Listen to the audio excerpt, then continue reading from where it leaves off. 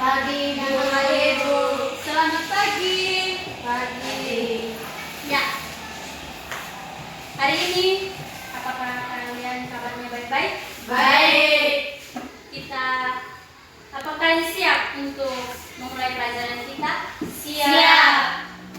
Sebelum kita memulai, kita harus berdoa terlebih dahulu kepada Arlindo. Bisa memimpin kita dalam doa. Marilah kita berdoa dalam nama Bapa dan Bapa dan berdoa selesai. Terima kasih Arlindo. Ibu cek dulu kehadiran kalian. Hari ini pertemuan yang keempat ya? Ya Bu.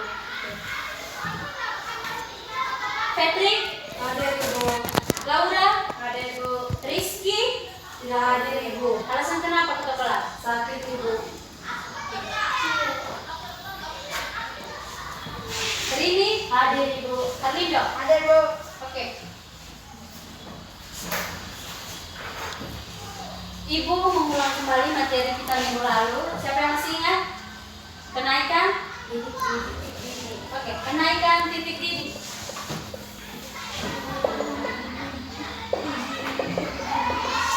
Kenaikan titik didih. Jadi, kenaikan titik didih itu merupakan faktor dari sifat negatif larutan juga. Kan pertama kita belajar tentang penurunan tekanan uap, terus kenaikan penurunan titik beku, kenaikan titik didih, dan nanti ada satu materi lagi yaitu tekanan osmotik. Jadi kenaikan titik didih adalah adanya saat larut pada suatu larutan tidak hanya mempengaruhi tekanan uap saja, tetapi juga mempengaruhi titik didih dan titik beku pada larutan pelarut air. Kita dapat memahami hal tersebut dengan mempelajari fase diagram air.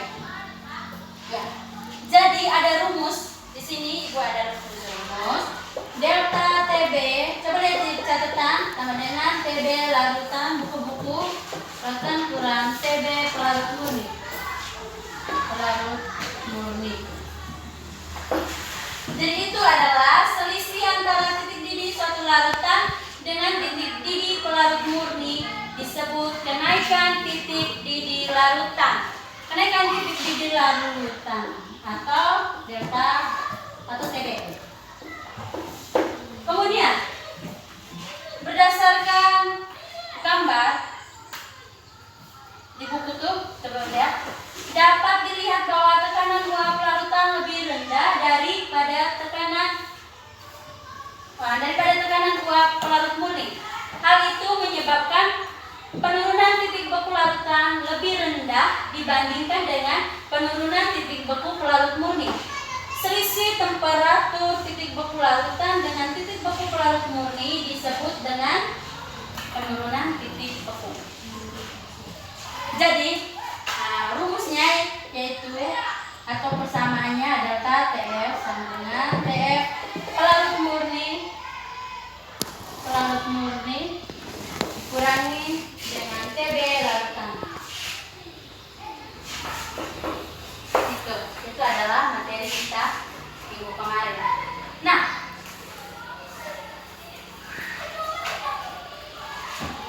Ibu ingin bertanya dulu, apakah di rumah kalian pernah menggunakan wortel? Pernah.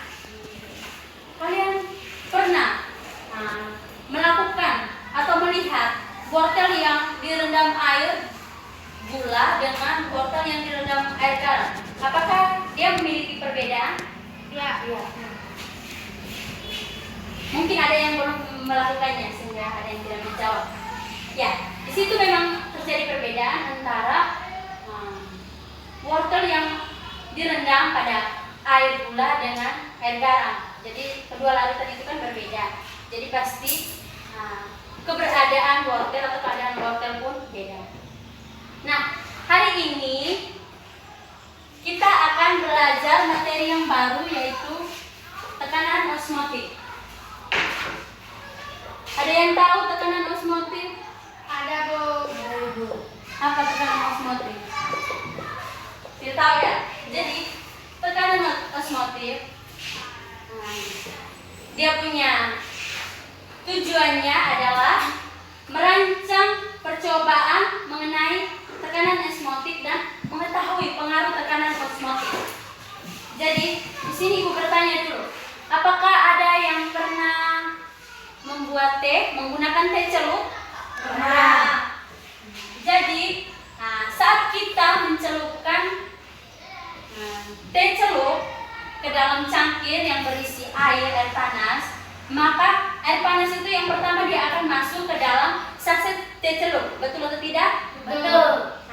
Perlahan-lahan larutan teh dalam saset itu akan berpindah menuju cangkir, sehingga cangkir air itu akan menjadi campuran yang homogen, yaitu menjadi larutan dengan konsentrasi yang sama, yaitu semua pada cangkir itu adalah menjadi teh berubah warna. Betul atau tidak? Betul. Oke. Jadi itu. Jadi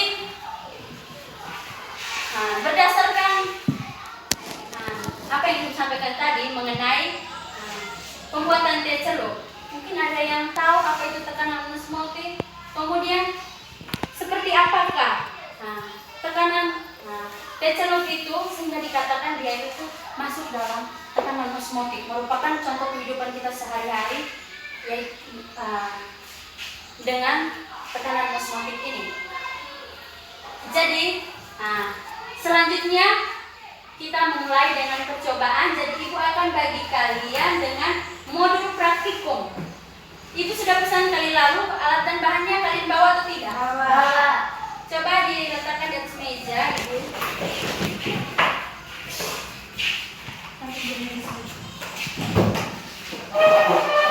Uangnya. Silakan kerjakan, ibu bantu kalian untuk mengerjakan. Semua bawa ya? Bawa. Oke. Gula, garam. Oke, berdiri sudah. Jadi lakukan sudah. Alat dan bahannya apa saja yang kalian bawa? Wortel. Tolong menjawab. Alatnya gelas plastik, pisau, sendok makan, dan gorengan. Bahannya gula, garam, air, dan wortel. Oke, sekarang lakukan percobaannya. Lihat di modulnya, Laura. Baca. Yang pertama apa, Fitri? Masukkan gelas pertama, masukkan air, masukkan 200 ml air. Oke, ada yang masukkan.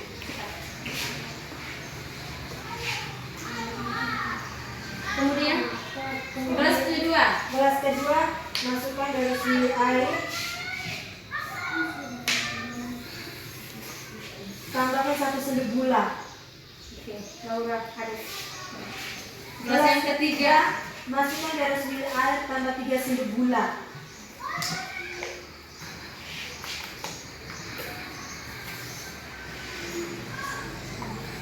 Gelas yang keempat, masukkan 200 ml air, tambah 1 sendok garam.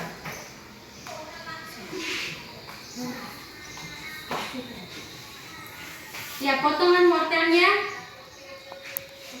Silakan, potong wortel. Gelas yang kelima, 200 ml air, tambah 3 sendok garam. Tambahkan di sana saya sambil garam, Laura. Aduk hingga rata.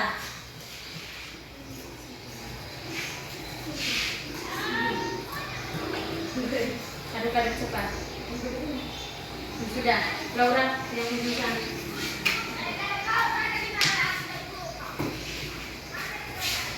Jadi ini 1 sendok gula, ini 3 sendok gula, ini 1 sendok garam, dan ini 3 sendok garam. Mana? Potong. Potong. Ya. Hari ini apa?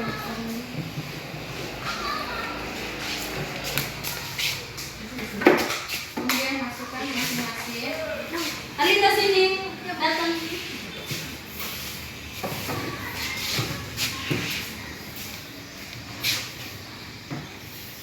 Oke, tulis di tabelnya. Kerjakan. Lihat perubahan sebelum dia bereaksi. Kemudian setelah begini didiamkan selama 8 jam. Kerjakan.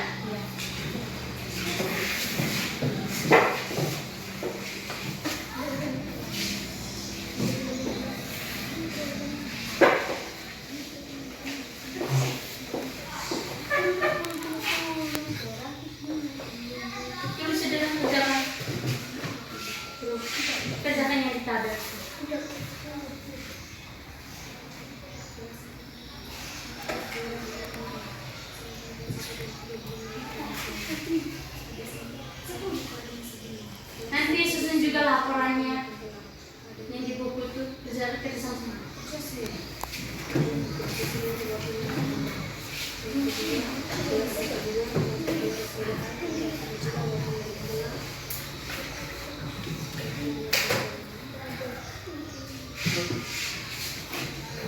Sudah? Ya, setelah 8 jam terjadi perubahan.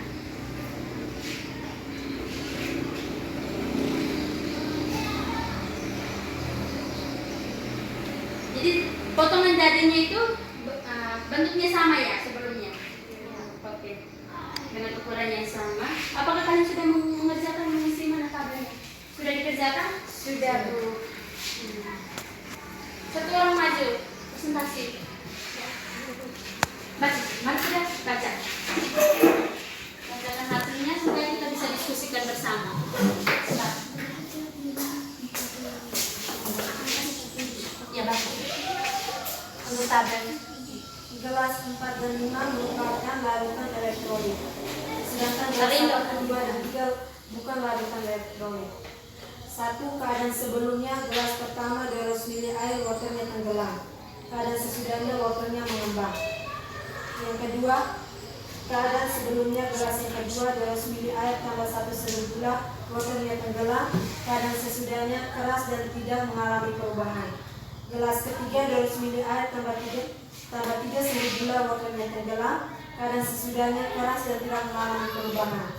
Keadaan sebelumnya gelas keempat 200 ml air tambah 1 sendok garam, waternya terapung. Keadaan sesudahnya lembek dan mengeruh, terdapat gelembung gas. Keadaan sebelumnya gelas kelima 200 ml air tambah 3 sendok garam, waternya terapung. Keadaan sesudahnya lembek dan mengeruh, terdapat gelembung gas. Gelas pertama hipertonik, karena air masuk dalam wortel mengalami pengembangan. Gelas kedua dan ketiga isotonik, karena wortel dan gula tidak mengalami perubahan.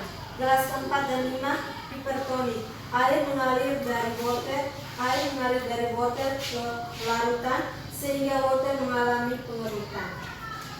Sudah itu. Ya, jadi seperti yang dijelaskan itu tuh benar ya. Ini kalian perhatikan pada larutan garam ini wortelnya lembek. Sedangkan pada larutan gula dia tidak mengalami perubahan. Kemudian pada larutan pertama ukurannya menjadi sedikit tambah besar ya. Ya. Jadi percobaan itu pada larutan 4 dan 5 merupakan larutan elektrolit. Bisa diperhatikan terdapat gelembung gas, ada ya. Jadi Petri dan Rini tadi di mana? Di pipis. Oh ya. Jadi berdasarkan percobaan kita bisa lihat terjadinya reaksi.